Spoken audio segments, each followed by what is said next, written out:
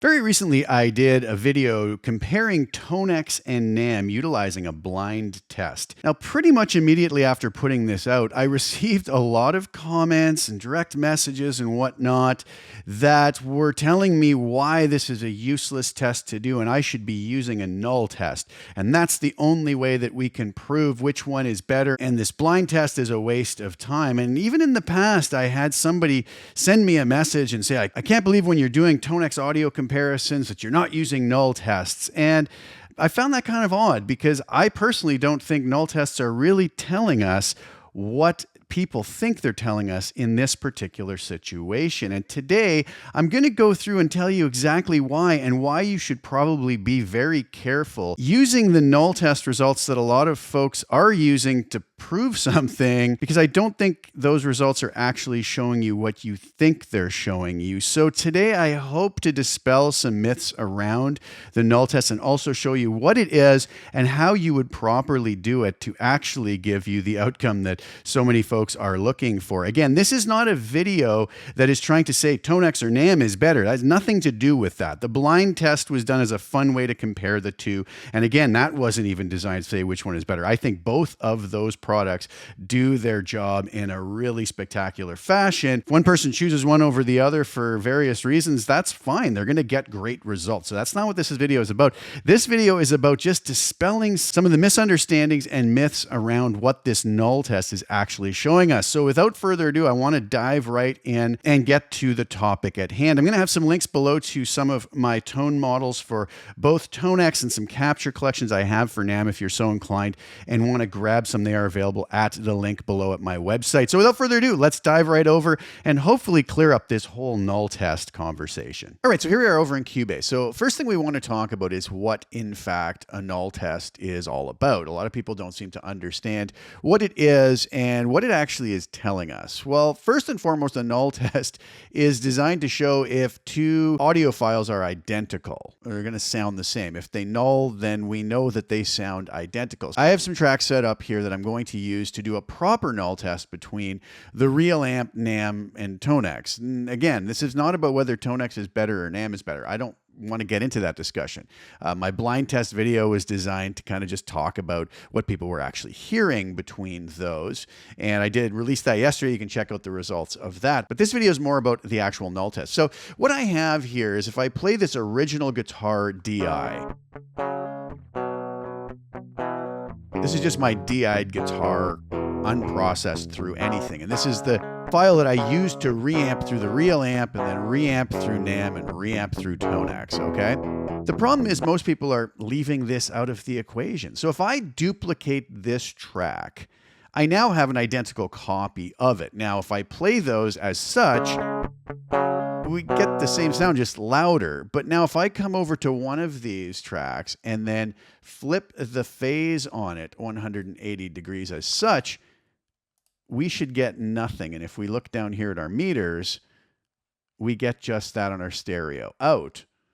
If I mute one of those, we get the track back again, right? And our stereo gets activated again. But if we play those both at the same time, one with their phase flipped, it takes a second for that to get back down to the 0 setting. There it is. If I flip that phase again, we're back here with those two summed together and a louder version of it. So we know that those two files are the same. They passed the null test.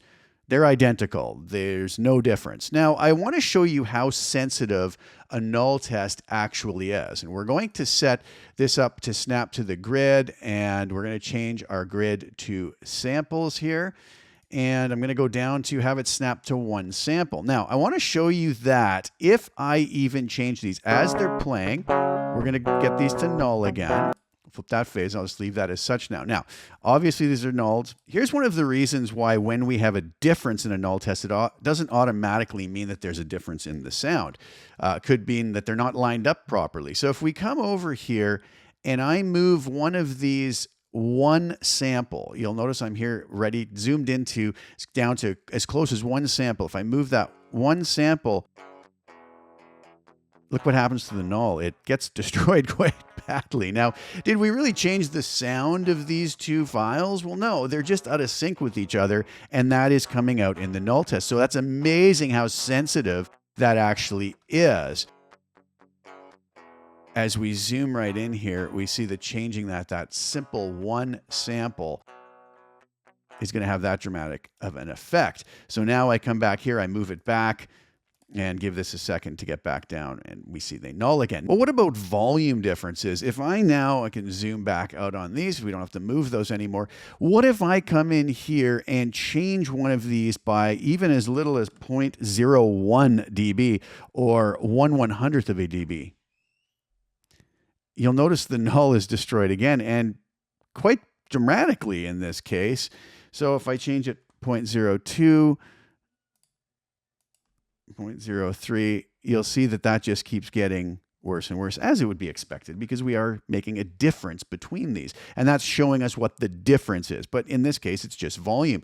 So again, these two files don't sound different. One is just louder now, but they're identical still. But the null test is being failed because the volumes aren't matched perfect. So we need to match the volumes perfectly. If I go back to 0 here, then it's okay. Now, you might say, well, what can I use this for? Well, once we've passed the null test, which we have here, we could then say apply processing to one track and see, for instance, by adding a plugin to the chain, does it change things at all? So let's go over to a plugin I have here, EQ plugin by the Plugin Alliance, Dandrix Bax EQ Master. Let's add that.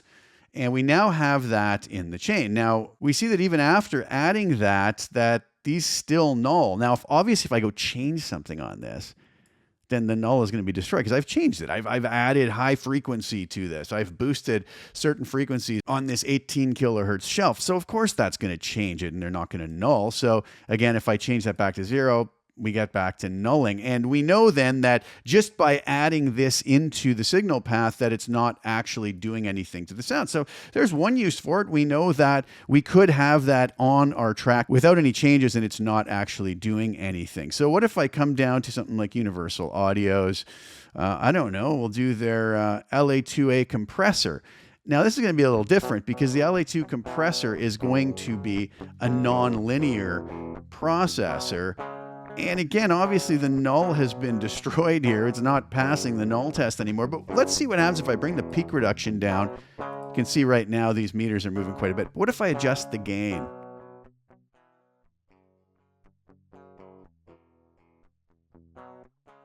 Seems right there is the best I can get it. So now we know that, with whatever ability we have to move the volume here, that we can only get this to null in this fashion that we're seeing.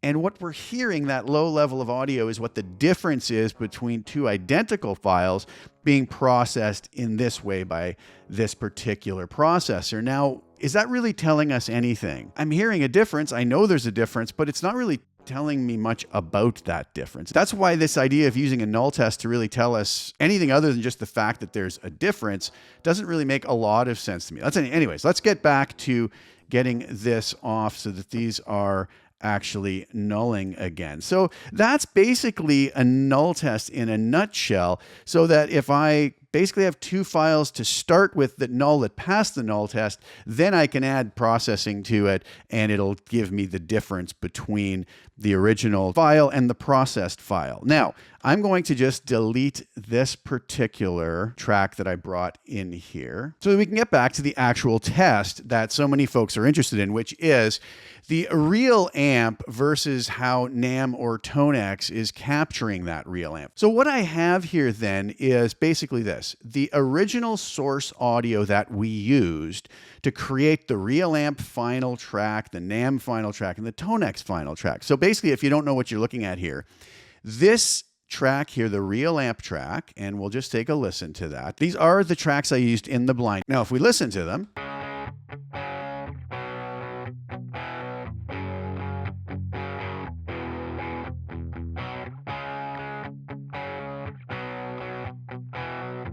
They sound incredibly close to me. But so many folks say, well, now if we do a null test between the NAM and the real amp final track, and then a Tonex and the real amp final track, then that's going to tell us which one's more accurate. That couldn't be further from the truth. It tells us nothing because we've left one very important part of the equation out. We've left out the original file. Unless we have something that nulls to start with, then the null test isn't really going to tell us anything. We're taking two processed tracks. In the instance of, let's say, comparing NAM to the real amp track here, these have both been processed from this original source. So they're different. We know they're different. They're going to fail the null test. We know that before we even get started. To really know how they've processed the original source track that can pass the null test, we need to do this in a different way. And here's how we need to do that. We need to compare the real amp, which is really, when we get down to it, just another signal chain that we're processing the original track with. So that is what we're hoping to copy with NAM and Tonex, but we still need to find the difference between the real amp and the original source track. Keep in mind, basically think of this another way. I could have taken this original guitar DI, and we've already shown when we duplicate it and flip the phase, it nulls. It's perfect. It's passing the null test. Well, if I made 4 copies of this and compared them in pairs to the original, they would all pass the null test when compared to the original versus the duplicate of what I did when doing them in pairs. So we know that they're identical. Well, now let's think of this kind of like what I just showed. Let's think of this real amp, NAM, and Tonex as duplicates of this, because that's what they started off as, and then we applied processing to them. We applied processing via Tonex, we applied processing via NAM, and we applied processing via the real amp. So let's compare the real amp's processed file to the original source, which everybody leaves out. And this is the most important part. So what I'm going to do is I'm going to run these. You'll see already that we have the phase flipped on our real amp, NAM, and Tonex, and the phase not flipped on our original guitar. So this is going to allow us to proceed with the null test between these. So let's see how the real amp turns out. We're going to come down here. I'm going to reset my integrated LUFS. This is where we're going to be watching, right down here. Let's see how this works out. So right now we're hearing the difference between those two files.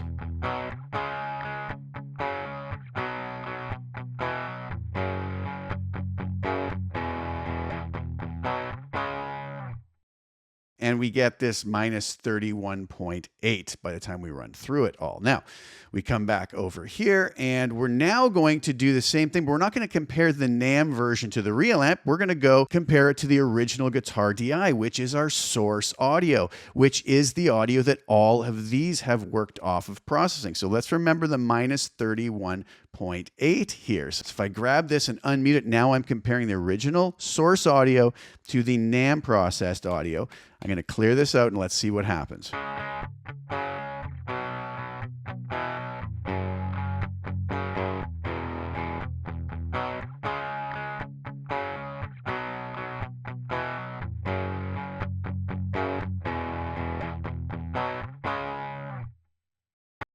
So we're 0.1 dB difference on the LUFS meter after comparing those. So what we did again is we compared the real amp to the source audio that all of these have been created from. The only thing that could have actually passed the null test. We already know these files are different from each other. Doing a null test with them doesn't tell us anything other than they're different. So when we compare them to the source audio, we see that now the differences aren't so apparent utilizing the null test. It does tell us NAM is doing a fabulous job. They're both very, very close, but I think we already knew that just by listening to them.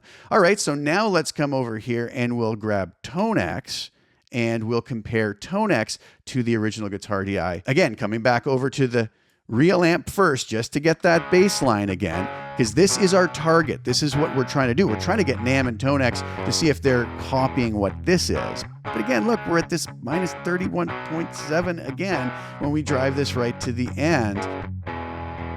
So we got basically the same reading on NAM. We don't have any of the differences that other people's null tests have showed. Let's now compare Tonex.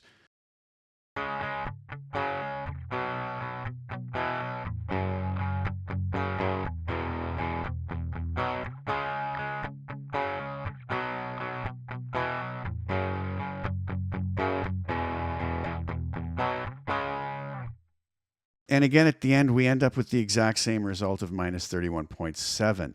So this is the proper way to do this null test because, like I said, we started off with a piece of source audio. Everybody would take this out of the equation and compare these two. We already know those are different. In fact, doing it that way could give us completely skewed results because we have no baseline target that we're comparing it to. But when we compare the original source audio and how it fares when processed by the real amp, which is the target, that's what we want things to sound like, we get minus 31.7 on this null test in this particular setting, in this situation. And again, I actually think that this information is somewhat useless. All it's really doing is telling us that the real amp track is different than the source audio, as is the NAMM track and as is the Tonex track. They're completely and wildly different than the source audio track. We already knew that going into it. We've processed this source audio through the real amp. It's going to process it. It's being fed out of our audio interface into a reamp box, into the front of the amp with whatever settings that amp is on, dialed in with distortion and EQ and whatever it has, going into a speaker with the characteristics of that speaker, with a particular microphone in a particular place, going through a particular microphone preamp, going back in through an analog to digital conversion and then recorded. Of course, this is going to be different. But then the question is the difference between the source that we used to create this and the final product, how different is that when we process the same source with NAMM and with Tonex? And I think you now see that apparent massive difference or huge difference that doing an incorrect null test gives all but evaporates when we do the null test properly. All right, so there you have it. I hope I explained that in a clear fashion, and I hope that helps you to at least, at absolute minimum, take these results that you're seeing from people's tests with a grain of salt. Not all tests are necessarily done properly or being used in a fashion that they were meant to be. So I hope that was helpful, and I hope it was at least some food for thought. This was not an attack on anybody. I just really have a lot of people coming at me and actually kind of attacking me, saying you should be doing this and you should be doing that. And a lot of times those people aren't really understanding why I'm doing things in a certain way, simply because the way that they're suggesting wouldn't tell us anything. And I hope I showed that today. I hope I proved that today.